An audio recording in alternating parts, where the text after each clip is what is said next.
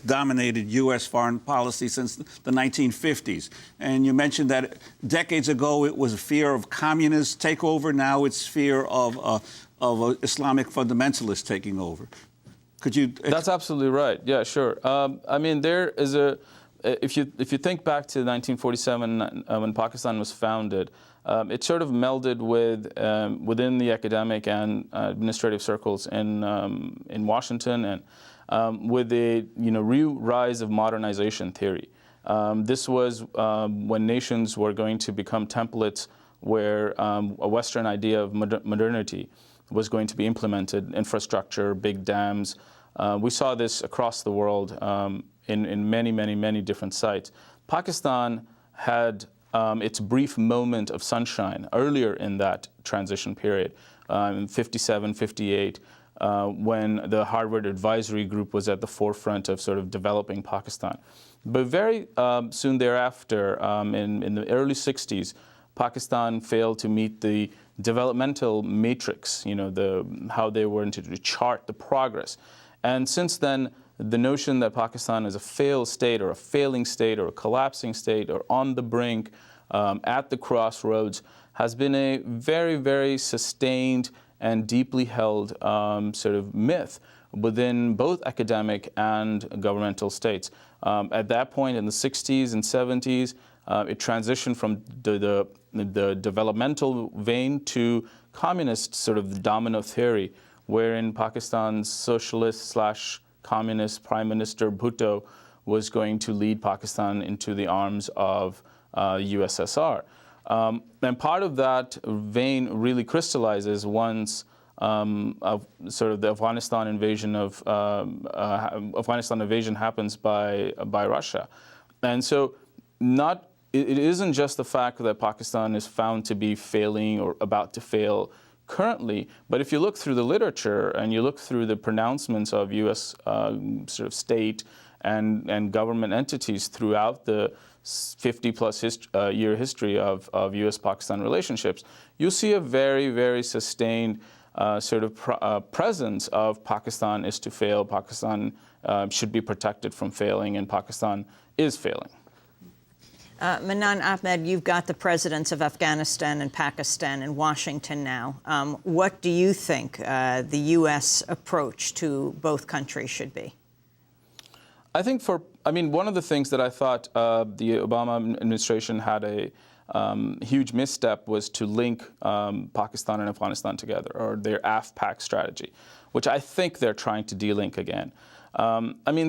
Fact of the matter is that Afghanistan, 35 million plus population, ravaged by 30 plus years of war, without any infrastructure to speak of, one sort of very little urban presences, versus Pakistan, 175 million people, mega cities, at least some tradition of governance, a very fierce critical media. These are not countries that whose fates are can be lumped in one basket. So I think that the first step needs to be to recognizing Pakistan's own realities, and how do you operate within that country itself.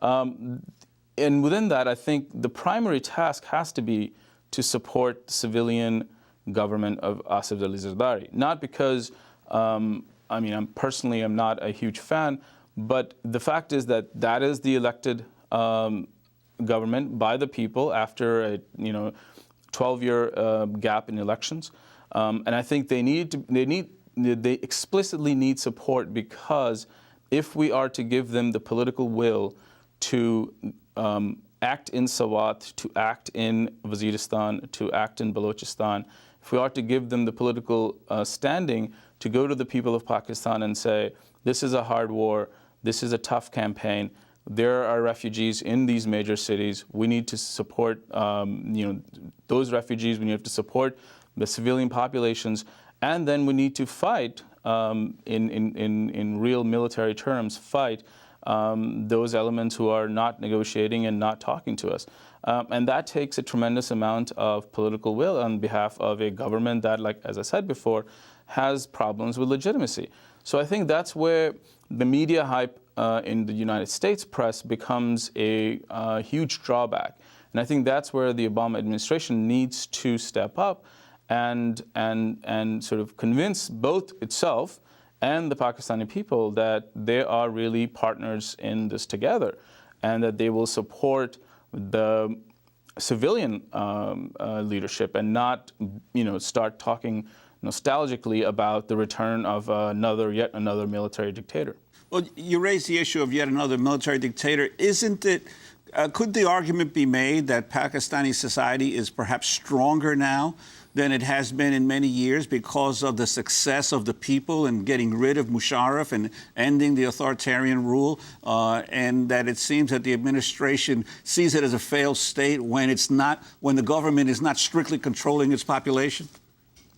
Absolutely. I think that one of the sort of untold, and unheard story of Pakistan's entire existence in the United States media was the lawyers' movement that peacefully, I might add, and in large terms secularly, drove out of power a entrenched military dictator, both out of military power but also out of civilian power.